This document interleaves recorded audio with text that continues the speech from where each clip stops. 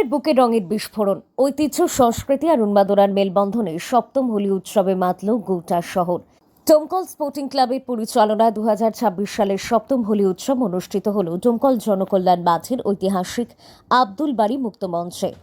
সকাল থেকেই রঙের আবির, ডিজের তালে তালে নাচ আর সাংস্কৃতিক পরিবেশনার জোয়ারে ভাসছে ডোমকল এলাকার ক্ষুদ্র শিল্পী থেকে অভিজ্ঞ পারফর্মার সকলের মঞ্চে তুলে ধরেছেন গান, নৃত্য, আবৃত্তি, ঝাঁঝালো পরিবেশনা।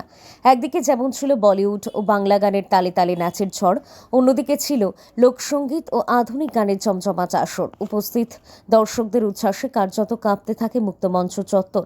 হোলি মানেই রঙের উৎসব, আর সেই রঙেই এদিন একে অপরকে আবির মেখে শুভেচ্ছা বিনিময় করেন ছোট থেকে বড় সকলে।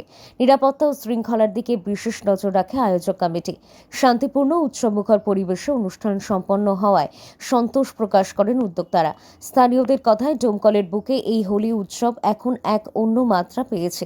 প্রতি বছরই বাড়ছে অংশগ্রহণ ও আয়োজনের ব্যাপকতা।